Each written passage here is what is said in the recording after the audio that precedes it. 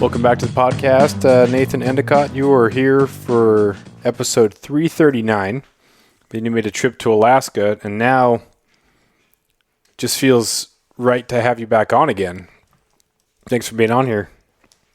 Yeah, thanks for having me on again. Excited to see you. We had some fun adventures here not too long ago. So Yeah, that's one of the things I like about having people on more than once. Once you get to know them, you can kind of more about them, so you know what questions you can ask to kind of lob something into their wheelhouse, and it's you get on the same frame of mind, and you probably know how to better answer the questions I throw at you. So it's always fun to have people on again. But yeah, that was a lot of fun when you were up here. Just get to know you and your wife, and it's I hate the word authentic, but yeah, you really don't seem like a person who's out there to get or leverage experiences to elevate your name. How do you think authenticity plays in the outdoor realm? good question. How does authenticity play in outdoor realm? Well, I mean, some folks are not super authentic, but yet they can appear authentic. There's just all the combinations of that, uh, statement, and you could be super authentic and not come across as authentic out there. It's just every variable of that sort. So I don't know. For myself, I could easily go without um, any sort of social media platform, but I feel like I'd miss out on being able to connect with people that I might like. And you're an example of one of those people. So it's like, well, it's worth it that I have this device that has the capability to connect with people all over the world or wherever. And again, I'm mostly about experiences. I mentioned to you briefly, but it's always a blacktail story. But I don't like to call or really help my odds out there hunting blacktail. I kind of like to just struggle, and if I struggle hard enough, I get one. And so it feels right, feels better for me, and I feel more of a sense of reward. So that's kind of maybe like my method in life is work real hard, and good things will happen if you work hard enough. Yeah, that was one of the things I picked up after spending some time. Like, there are people who are good podcast guests, then you get them away from the microphone or the TV, and they can change up a little bit. But it seems like you have other priorities in your life, or you've set up habits in your life that are conducive to hunting. Hunting isn't like your 100% identity. So when you were like going out into the woods to just go out and see stuff, it seemed like you were just going out to see stuff out of the enjoyment of that, rather than I'm going to go out and get some content, or I'm going to do some scouting for later. So it's like, I really actually enjoy this. And so it's not an off-season training for the big hunt. It's actually, I enjoy right now. I'm not counting down the days to the opening day of the hunt. Have you always been like that? Yeah, yep. I would be doing this whether or not I had a camera in my hand or a device to share something to later. Um, yeah, and again, I think I've told you before is that uh, I have just tons and tons of old footage that I've never done anything with, and it was just for my own self enjoyment. So yeah, kind of the same thing as this. It's about the experience. I Mm-hmm. want to live life to the full. Um, and then sharing, it's one piece of it because I want to promote and encourage people to do what I do and where I find joy and satisfaction in life. So that's kind of the other piece of too why I have it. Yeah, I think it's fun to be able to enjoy that, and also just the in shape type thing. Just getting out in the Oh, woods and hiking around, so you're not starting to get in shape in July and then trying to get rid of bad eating or sleep habits, and hoping that on August 1st, at least up here, that's the blacktail opener up here. You just got to be ready by August 1st. It's nice to just stay ready. That way, you can be in so much better shape by the time August rolls around, so it doesn't have to suck. Like, it sucks, but because you've improved so much, like, it's not nearly as bad, and you can enjoy the experience a lot better. You're probably more apt to stay out longer because you're in shape and feel more. yeah. I talked about confidence in the woods last time. What's your favorite part of being out in the woods this time of year? Favorite part about this time of year is it's still right before mosquitoes get bad, and and then yes, of course, it's like I stayed in shape during the winter, but right now is the time to really get the miles in the woods because, like, as a runner, I can run a lot of miles, but it doesn't directly transfer to putting a pack on and having weight on your back. And so right now is the blend where it's like a light load. I'm still wearing a pack, still hauling weight, and I'm putting in the uphill miles to really get my body ready for it.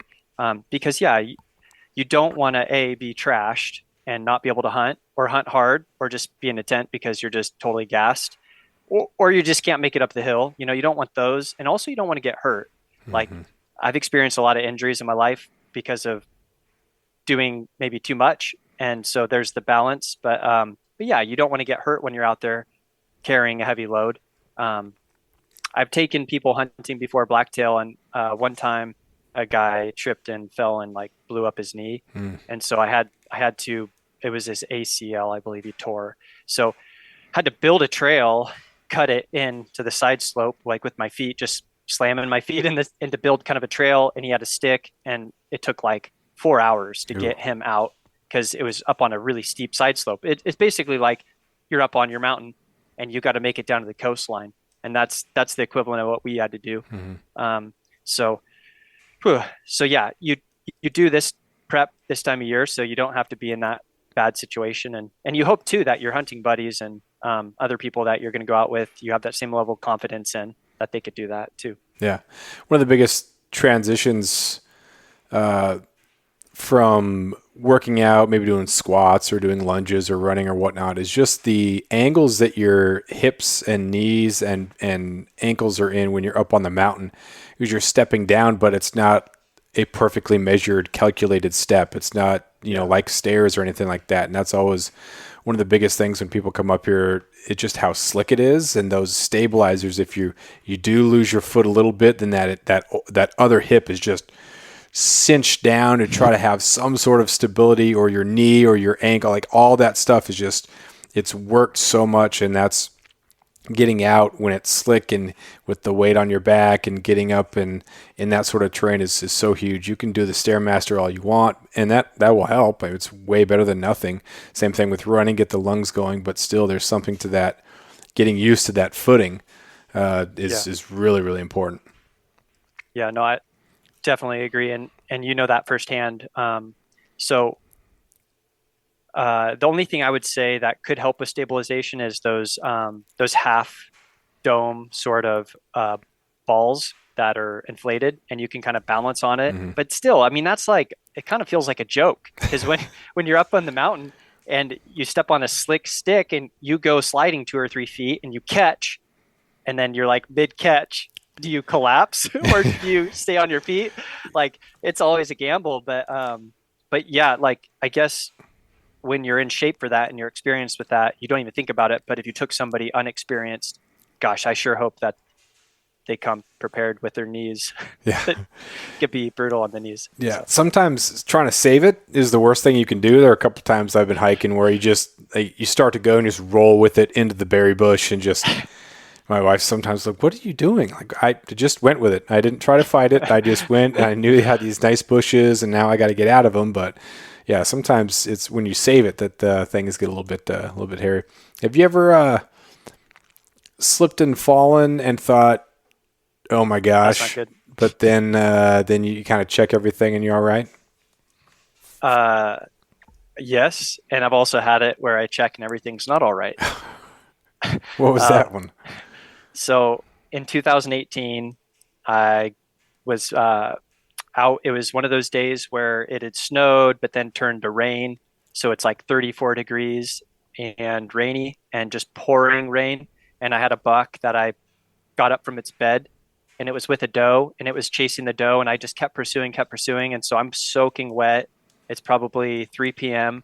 I shoot the buck, and I was like hypothermic. And so a lot of energy was expelled being hypothermic. So I started running around and getting kind of back.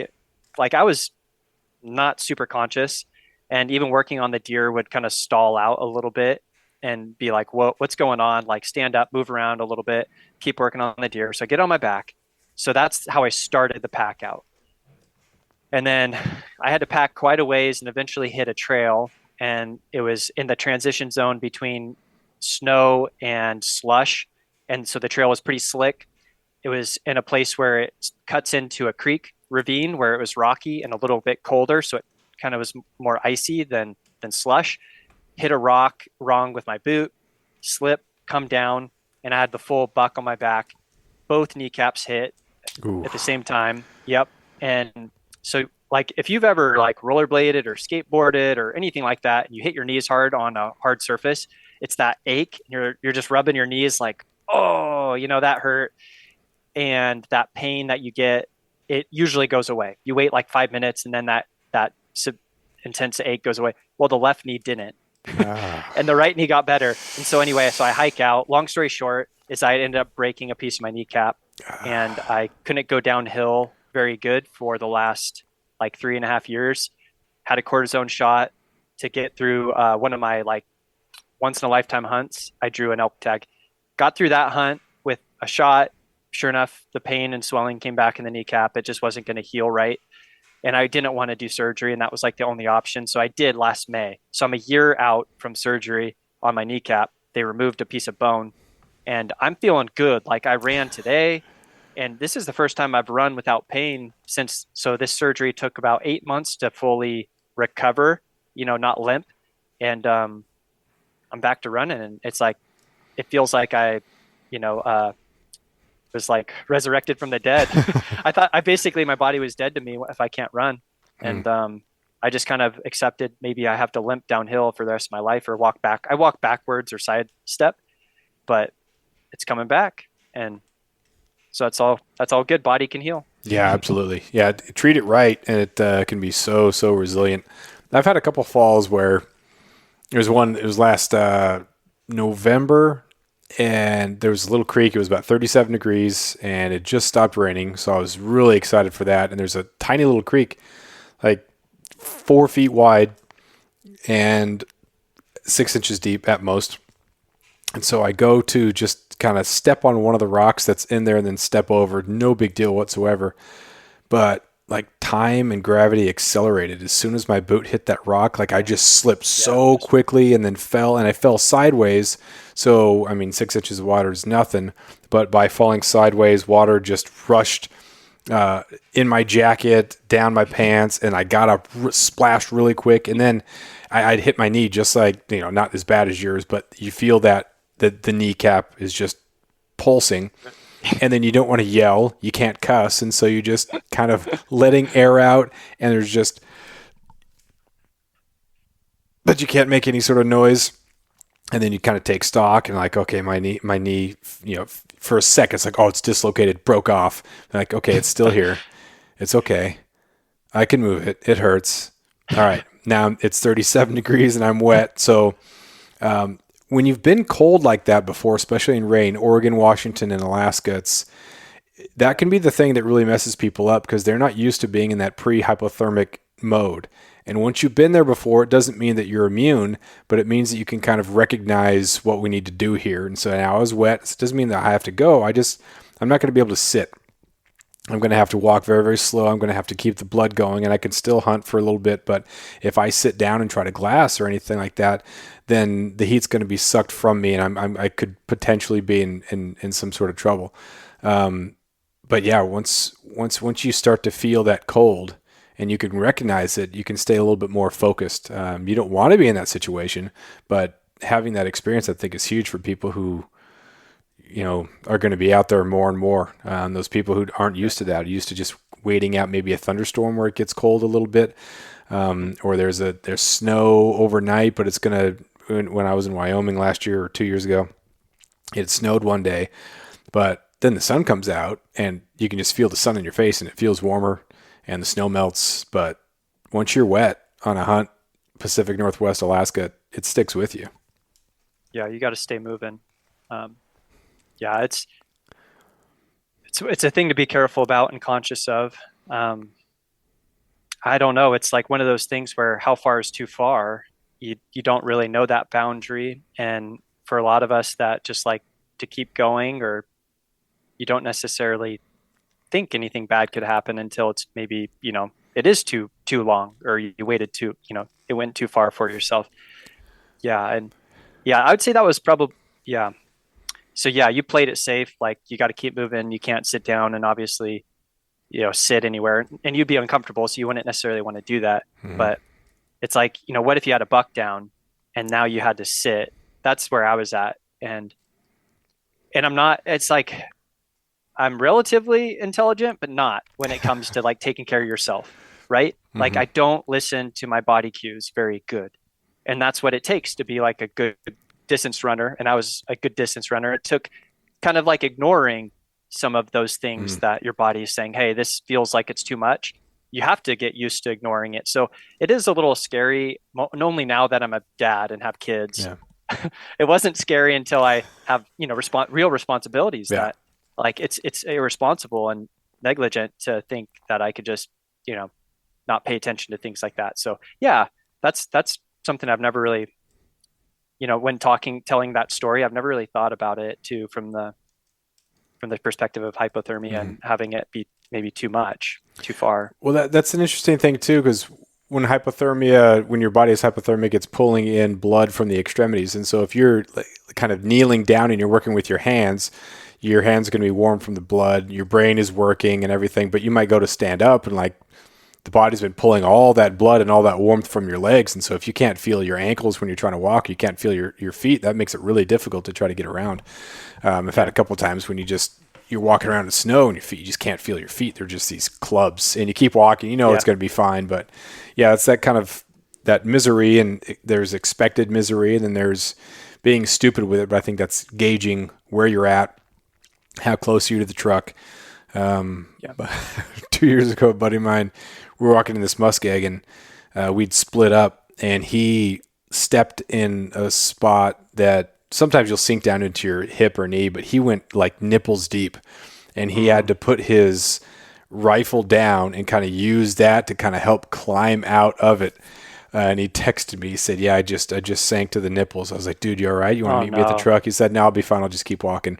And I mean, he's a commercial fisherman, so Yeah. he is rugged. But yeah, he kind of knows he'd figure stuff out if it was a problem, then he'd go back to the truck. But yeah, you kind of laugh at it, but at the same time, that could be one of those things where I didn't think of anything of it, and then all of a sudden things get real bad, real quick, and that's something to be cautious of. We don't have muskeg. And then the first time I experienced was in Kodiak, and there was some reindeer that were bedded out in the flats. And so I'm crawling over like muskegs and waders, and all of a sudden you go over like a rise and where it's kind of another flat, and I'd already been crawling across similar things, but then arms and head kind of go down in, and I'd like back up, and it's something I'm not experienced with, and yeah, that was yeah, so I could see where somebody could easily think, okay, this is a good solid footing here, and just step in and sink. Mhm. Um, yeah, that's kind of fun. It's kind of fun in a way. It doesn't seem too risky, but then again, has anybody ever fully submerged, I, like I've the I've fallen in a quicksand couple ish? times. Growing up as a kid around, you've always been running around there. I don't think anybody has gone in because the ones that are going to sink the most, they're usually indicated by there's sitting water on top, which Yeah, you avoid, or the vegetation will be a really like a brighter green. So that stuff indicates a lot more water. So you just stay away from those areas and you're pretty good. You just kind of learn that just from, growing up here. It just kind of sinks into your brain. And there are times when I have friends up here and I forget to tell them, hey, step on the edges. When we go around here, you're going to want to step on the roots and this and that. But yeah, I don't know of anybody who's gone in full um, up over the head, but I'm sure there's some spots where it's muddy and you probably could, but it would just be ludicrous to even entertain yeah. stuff. After years of fine print contracts and getting ripped off by big wireless providers, if we've learned anything, it's that there's always a catch. So when I first heard that Mint Mobile offers premium wireless starting at just $15 a month, I thought, what's the catch? But after talking to them and using their service, it all made sense. There isn't one. Mint Mobile's secret sauce is that they're the first company to sell wireless service online only. They cut out the cost of retail stores and pass those sweet savings directly to you. For anyone who hates their phone bill, Mint Mobile offers premium wireless for just $15 a month. I was hesitant about having to get a new phone and a new phone number, but with Mint, you can use your own phone with any Mint Mobile plan and keep your same phone and your same phone number along with all of your existing contacts. Mint Mobile gives you the best rate whether you're buying for one or for a family, and at Mint, families start at 2 lines. All plans come with unlimited talk and text plus high-speed data delivered on the nation's largest 5G network. Switch to Mint Mobile and get premium wireless service starting at just $15 a month. To get your new wireless plan for just $15 a month and to get the plan shipped to your door for free, go to mintmobile.com/waypoint. That is mintmobile.com/waypoint. Cut your wireless bill to $15 a month at mintmobile.com/waypoint. Happening there. Yeah, because even like I went with my wife, we were just there and we did a couple hikes, and it was pancake flat across some muskeggy looking stuff, but yet there's a pool of water. And sometimes you look down in that pool and you're seeing 4 or 5 feet deep and you're standing on what's something that seemed like it was just flat. So, I mean, I could see where, yeah, it's just an obstacle. Yeah. Just a fun terrain feature. Yeah. And that's the fun thing about going to different areas is just seeing how everything works together in the terrain. And I was amazed in Wyoming looking at some of these elk wallows where there's nothing. There's no snow melt, that you can see. I'm used to here. You can look up, you can see where the water is coming from. It's that snow right there that's melting, that's creating all this stuff, or the rain that kind of absorbs into the muskeg and then it kind of is moving its way down. But there you can't see where it's coming from because there is no snow, and you think, how does this even happen? But then it collects and you've got those streams, and so you have these really rich wallows, and it can be super muddy and you can sink up to your knee in some of these areas around it, and it's kind of muskeg-ish, at least a little bit. But elk like that. Yeah, super interesting to kind of cool and see those areas, especially if an elk has been there and you can smell them and think, oh my gosh, where'd they go? Like, how can they hide in this? These are massive creatures, and it is pretty thick. It's not as thick as here, but it's different. It's just fun to see these different terrains. Yeah. What part of Wyoming was that? Like, generally speaking? My wife was doing her work in Laramie, and so we spent a lot of time going up into the Snowies.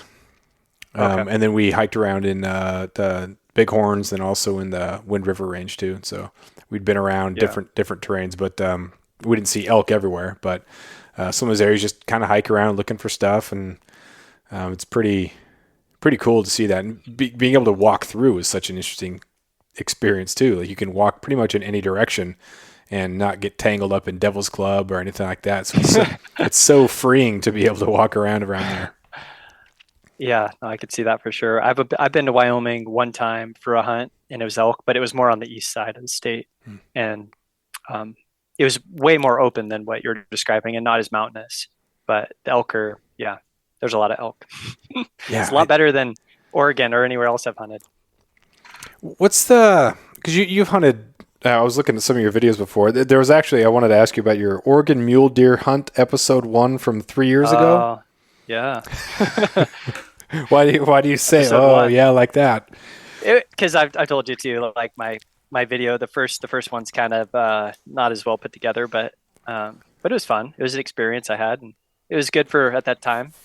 Yeah, I love. Well, I don't love it, but looking back and you cringe. But it's also that indication of how far you've come. And had you not put that one out there, who knows if you would have. You put that first one out there and you get all that the fear, insecurity, whatever, it's out there. You get some positive feedback, and then you look back later and you think, oh, that was horrible. But I'm so glad I did, because now I can look at what I've done now, and I can see how I've improved. I did that with a lot of the stuff that I've written. And there's some cringeworthy things that I wrote, and I just think, oh my gosh, it's not good. But it helps redefine how you want to be in the creative space and what type of creative person you want to be. Is there something that has stuck out to you as far as like what you want to contribute to the creative space in the outdoors that's been refined as you've gone on more hunts and filmed more, films, to be redundant? Yeah. That's a good question. I don't spend a lot of time thinking about that it's basically still been mostly how can uh, how can I incorporate the new things I've learned and something that was unique to me on this hunt, or how I felt about this hunt, into this film that now I'm going to edit and put out there for people to view and judge.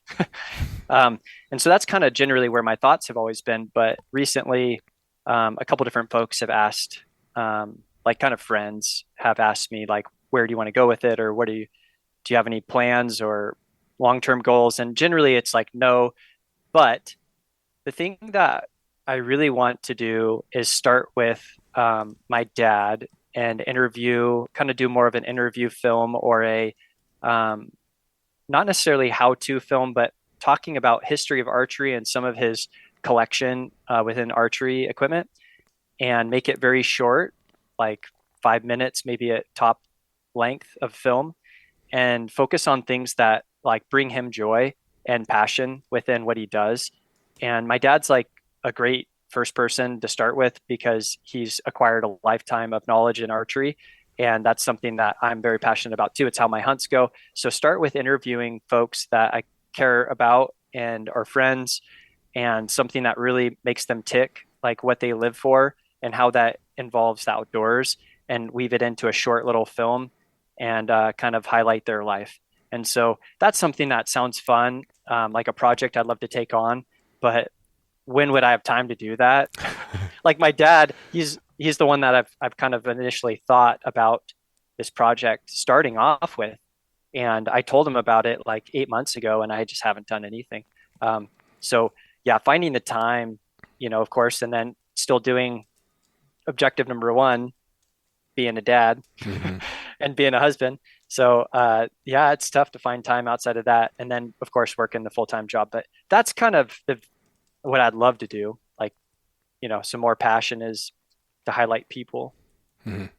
Yeah, I think that's another thing that I liked and impressed me about when we were hanging out, is that I didn't have much of a background about the shop or any of that, and so I was like, oh, this guy Dave Endicott is a cool dude. And I was like, oh, he's connected to the bow rack, and then that's connected to, oh, this guy's like there's something to his name, but you wouldn't think There's that. all these people that are somebody, and I'm just like, I know them. Yeah, it was cool. It was refreshing that it wasn't like you get to hang out with me. I am Nathan Endicott. I am, it was really cool to kind of see that. And when you talked about your priorities and what your jobs are, I think that's a reflection of that. Is you're a dad and husband number one, and some of my other contacts in the industry and friends, when they have those priorities right, I think it permeates through everything else. And so you get the feeling, even it comes out in the films, that this is about story and this is passion. This isn't the number one thing here is to market something, is to get big, is to make it for my name, because this is number 3 or 4 on the list. I really love to do it. I'm going to put forth time into it, but this is in addition to everything else I'm doing, which is pretty cool. Yeah. And then I would say, to build on that, and the only catch to it all is that when we're in the outdoor space and we're providing content and you're a writer, it's like you hear narratives that are out there that aren't necessarily aligning with what you believe or you find as a core value, but yet it's not necessarily wrong. You've wrote that. It's just different. And but yet, if you did nothing about that, if you just thought there's all these different views and I don't necessarily align with them, and you just sat there without putting any effort in to sharing your vision and your views, then you would have done nothing. Like it's purposeless. Why even have a view at all? So it's like you have this different view and you're sharing it. Well, nobody's going to see it unless you get it out there. So how do you get it out there? Well, you have to like almost play the same game that the people that are doing really well with maybe the narrative you don't agree with. Mm-hmm. So that's kind of the other. If I bookend my response about the social media, it's that if I did not participate because it doesn't align with my core values, which is just being a family guy that likes to hunt, then I would otherwise just, let this other narrative exist and not ever provide. You're just kind of complaining about something. You're not doing anything about it. And so I want to be known for what I'm for. So I participate almost like in this game of social media so that I could still share what I believe in and encourage what I believe in.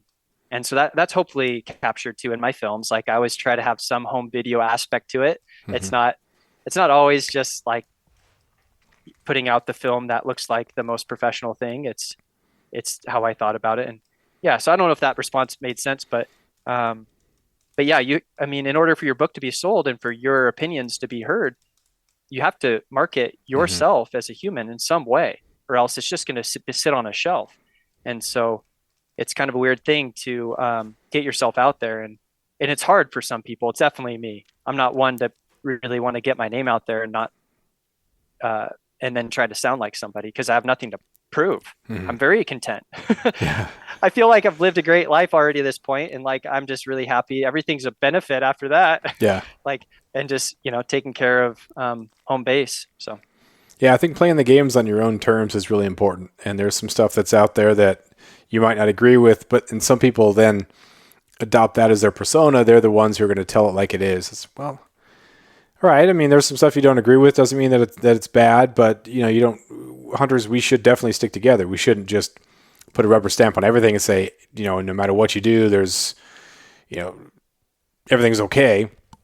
Because I don't think we can really afford to antagonize anti-hunters.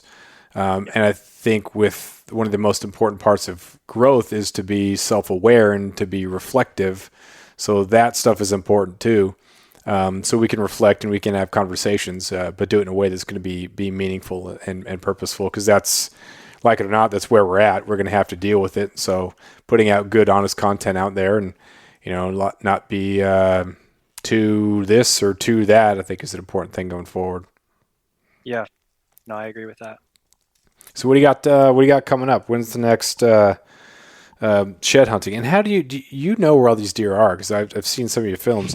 You just go back to where you hunted, and then they drop the antlers, and you're getting like 4 or 5 sheds per trip. You're getting 1 or 2 sheds per trip. Or how's that working out for you? Yeah, I think the best has been like 3 on a trip, 3 sheds. And then where I'm going, I'm picking new spots. I'm picking areas that I don't hunt and where I never go.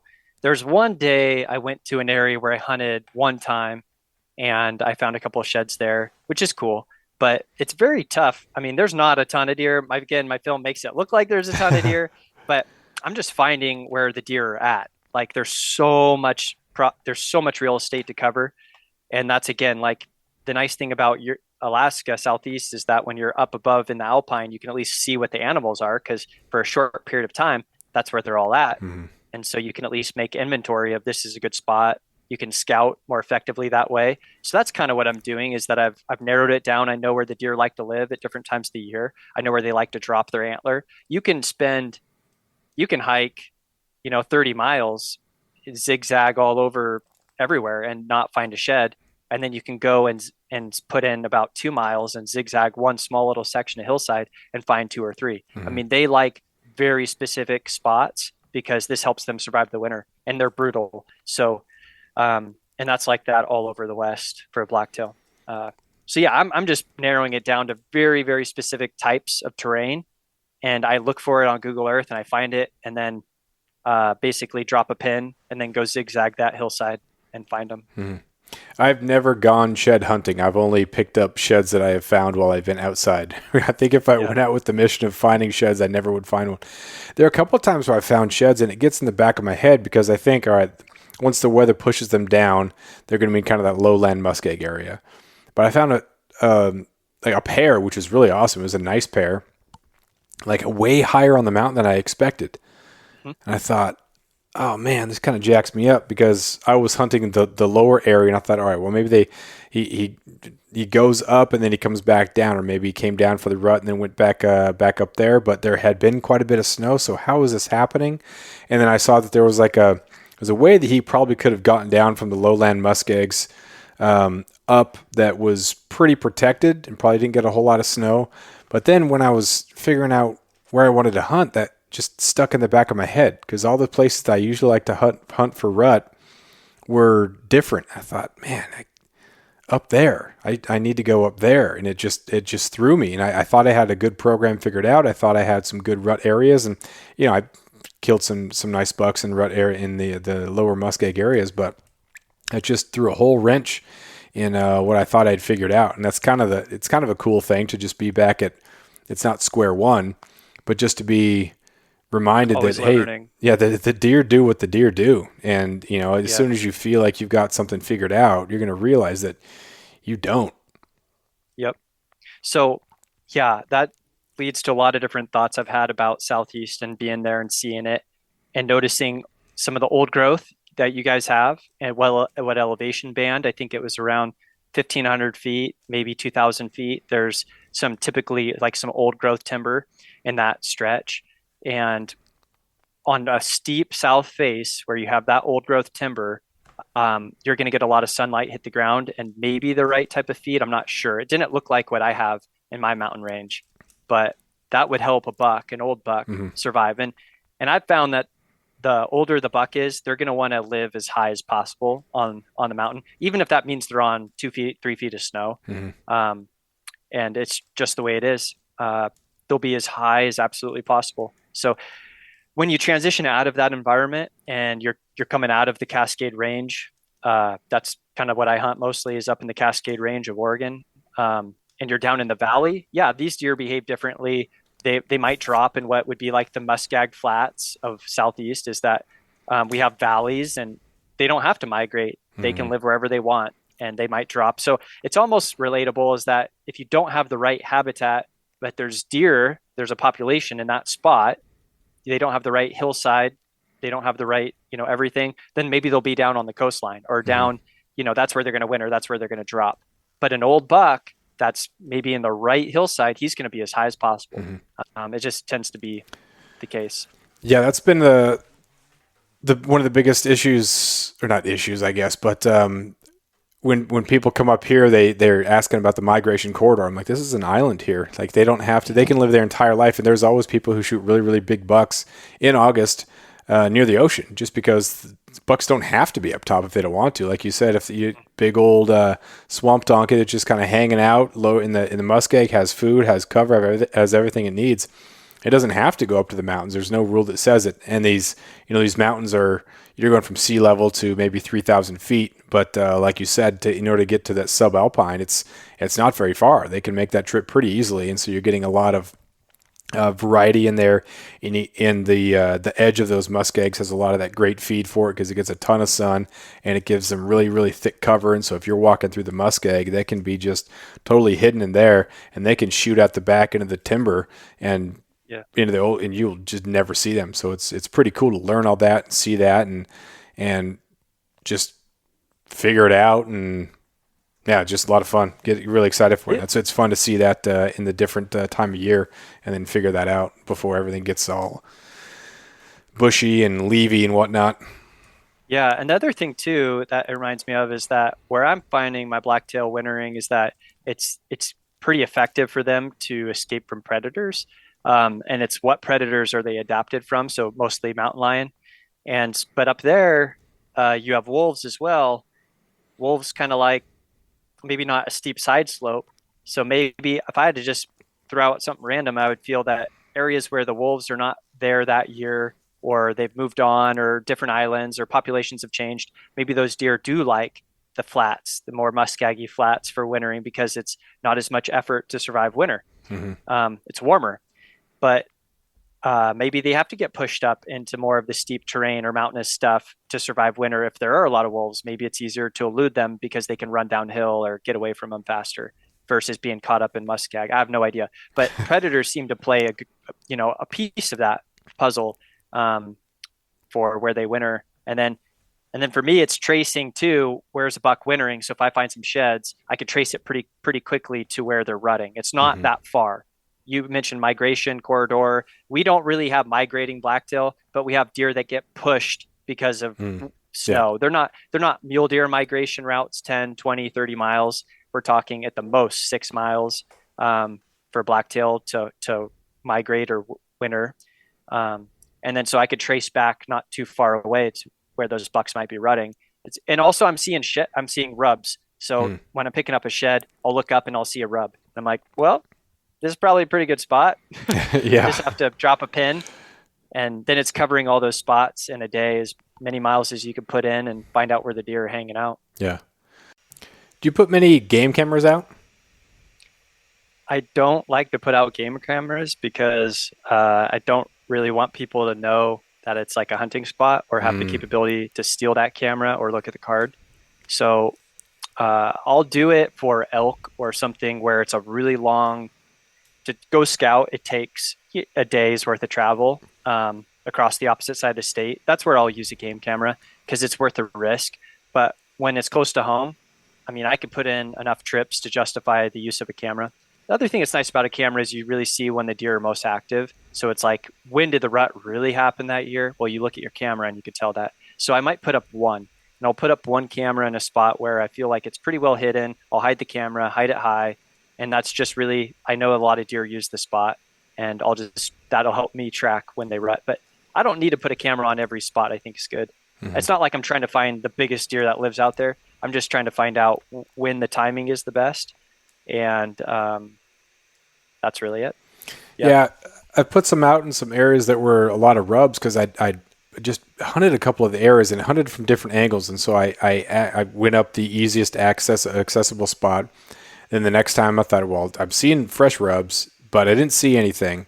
And it's pretty thick, and I called, nothing happened. So I accessed it from a different way just to see if they're used to people coming up this spur, then maybe they won't be used to someone dropping in from this angle. So I tried different angles.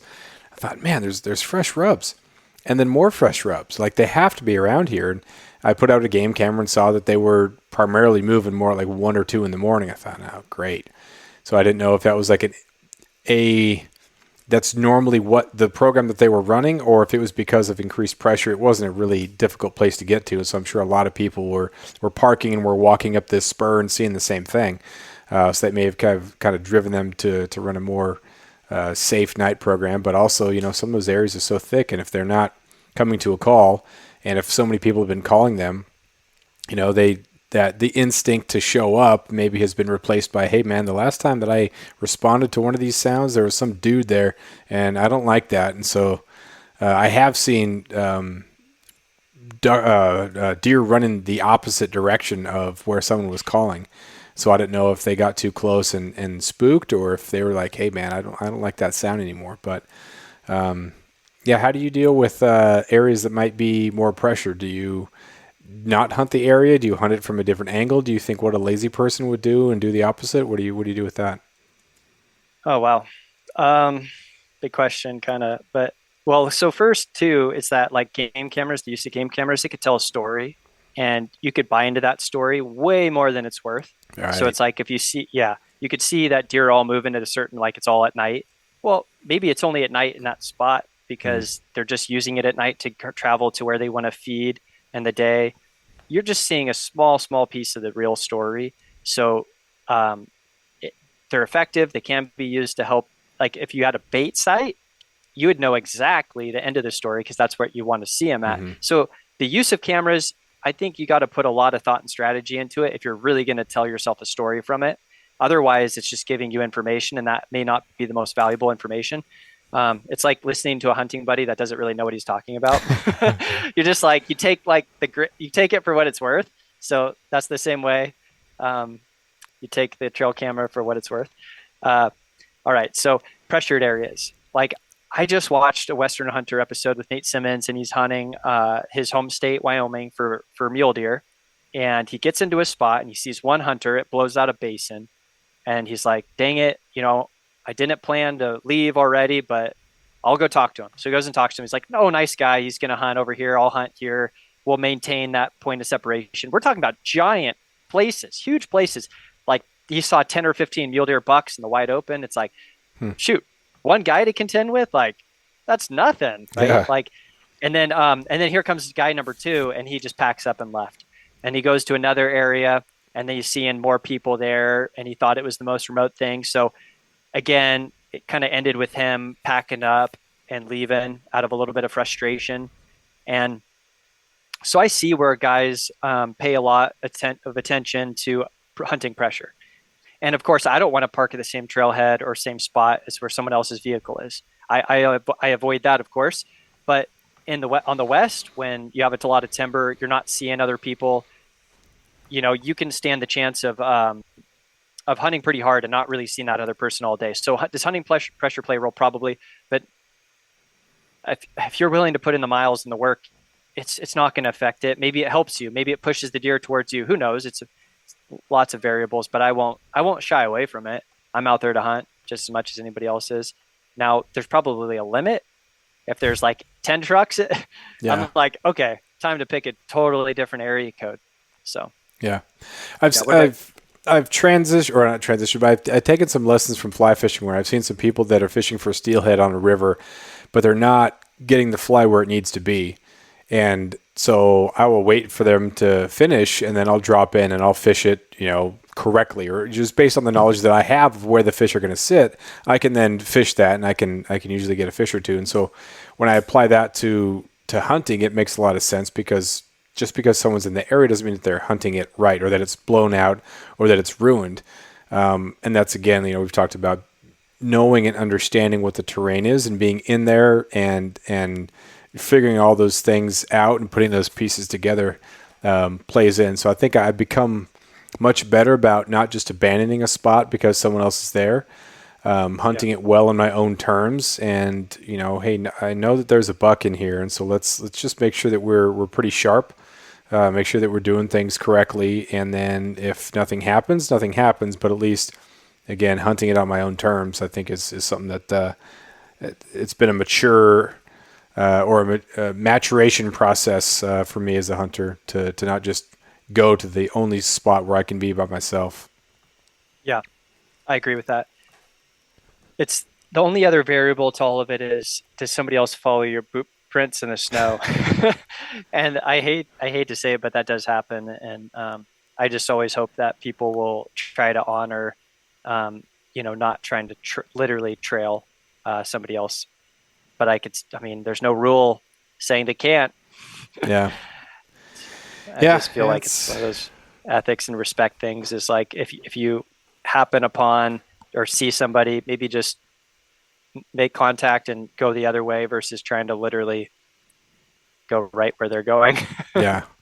I think that desperation, and that can tie in if someone is really excited for getting something, or they're the only person who hasn't shot anything, or if out of state and they only have a limited amount of time. And then different, if you're from a different state and that's just kind of what you do deer drives, or this person spooks it, or maybe that's just part of the program. They don't see anything wrong with it. It's just a different, the program, the non-resident versus resident program oftentimes can be quite different. Yep, and I've been in those same shoes. So while I complain maybe about someone following my boot prints, I've been that person to somebody else in a different way that they hunt. It's like they hunt a different terrain. They see me, period. It might violate their personal ethic. And so, yeah, just being conscious of that and knowing where you go is probably a good word of wisdom. But yeah, so hunting pressure doesn't really bother me too much.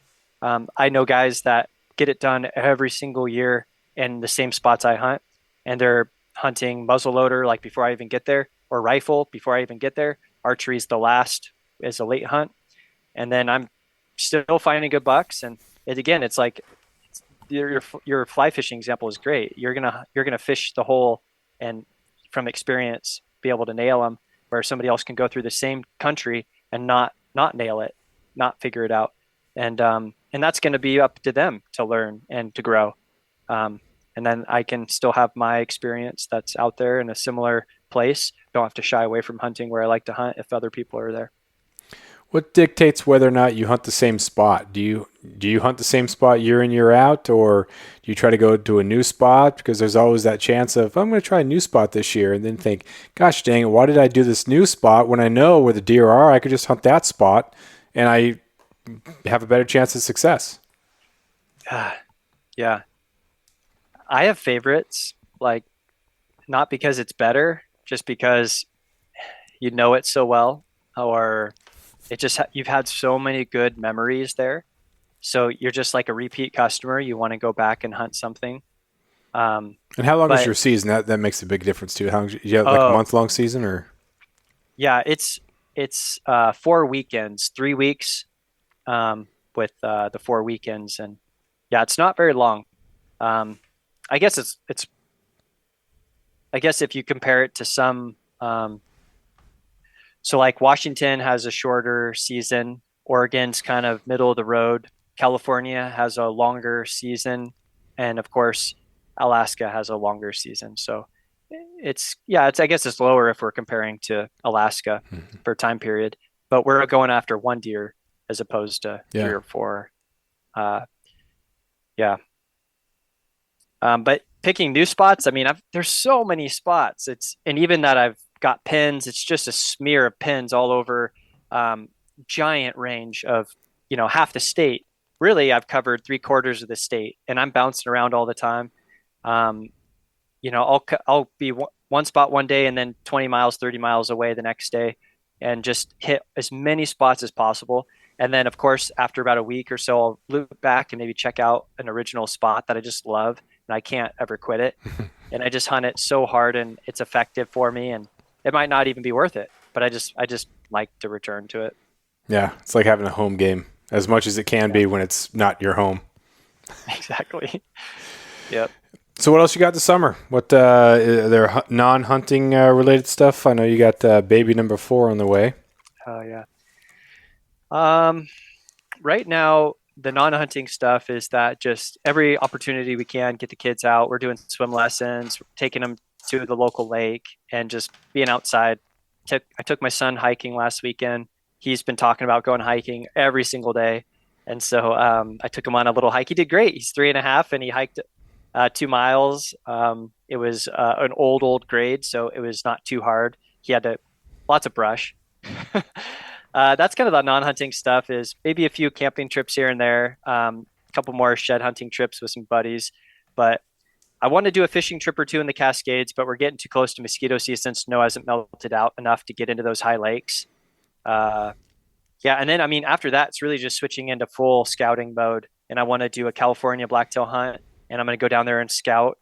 That's probably in 3 to 4 weeks. I'm going to do a spring bear hunt in Idaho still, and like a week and a half to 2 weeks with a buddy, and then it'll be close to August and September, the normal stuff, and then the babies due end of September. So, Nice. Yeah, the how about you? gas really gets going this time of year. We got spring bear is kind of tapering off. It ends at the end of June, but Hmm. Abby and I are headed north to do some trout fishing in the interior, which will be a lot of fun. We're taking our pack rafts up, going to do a couple little floats, and then see some friends up there, and then come back, and it's going to be king salmon, halibut, shrimp, all that stuff, and it just goes so Man, fast, so fast. yeah, short windows, but some pretty cool. So, are you all done?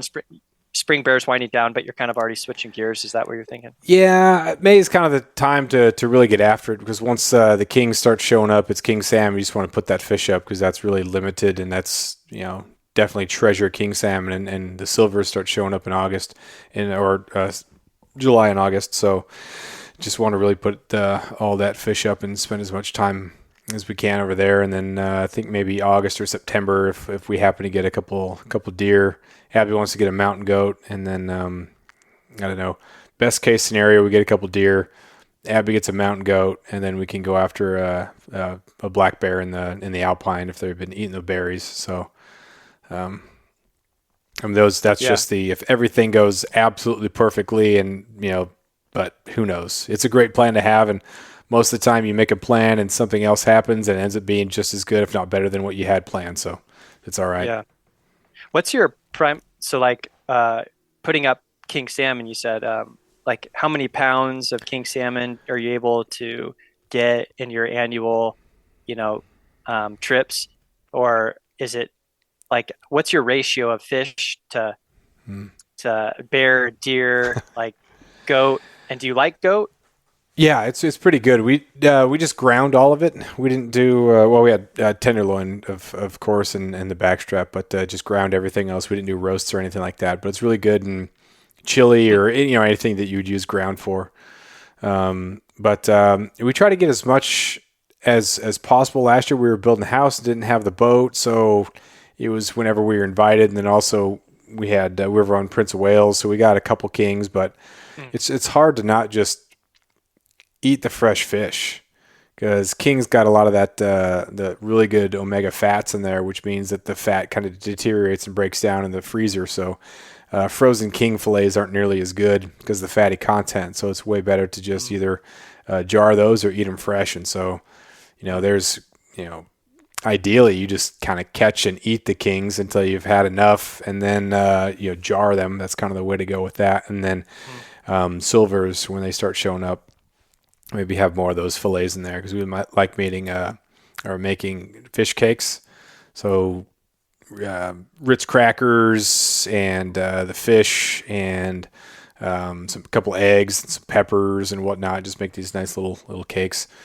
So that's kind of the favorite thing to do with the coho. But and then 2, 3, 4 or so deer, and maybe a mountain goat. Last year we threw a caribou in there, so it's just kind of whatever we can get, and it's pretty fun. It's just grab something out of the freezer. What is it? No, it's ground goat. It's caribou. So last year was a pretty good year. So yeah, that's awesome. Yeah, I don't have quite the diversity of meat like you do. So we're like, should we have elk or deer? Man, it's hard to ever pass up elk. Abby got an elk when Yeah. she was down in Wyoming, and man, that stuff, you get so much of it, but you just never get tired of it. Yeah. I have actually, for my in-laws, I've made them samplers. I'm like, all right, this blacktail is from the valley, this blacktail is from the high country, this mule deer is from Arizona, and this elk is from Oregon.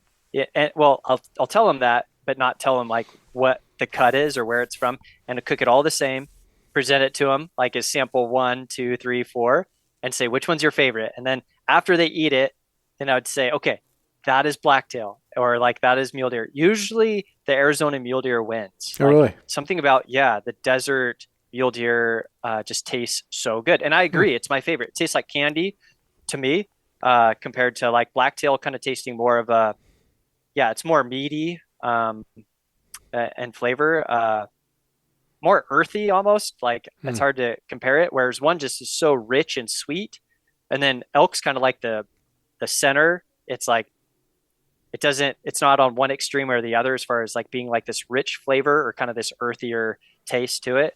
And I prep all my meat very similar. Like I am meticulous, keep everything super clean. I process right away, get it cooled down and frozen, and I don't let anything age. I know that's a method, and I know that probably tastes really good. I just treat it all the same. Mm-hmm. And so that's my diversity of meat, which I wish I did more fishing. And that's what I want. Eventually I'll make another trip up and another fishing trip, and with my dad's buddy Dwayne on Prince of Wales at that fish camp, but not this year. Yeah. This year we lucked out, and we got the full experience in shrimping. Yeah, really glad you're able to make it up there. That was fun to watch you pull the pots to give me a break. Yeah. That's something. I don't know though. how that could actually be the only deterrent to shrimping more, is pulling the pot. But I was thinking about like a hand crank and how I would do it. Like I put a little bit of thought into it. Well, once I got a bracket, I got to get put in there, and then I'll have my pot puller back on there, so it'll just be it'll be super easy. But I had another just like a little wheel, and so if you put the rope on the wheel, like there's a lot less friction, and so it's Yes. so much easier. But I don't have the mount for that. But yeah, it's fun. It's nice to go out That's there, fun. quick little trip, and yeah, so when we get back, we got to really start doing some shrimping. But yeah, it's a good time. Cool. Yeah. Well, thanks for being on here, man. Always great to talk to you. And Yeah, you too. yeah, we'll be in touch. Sounds good.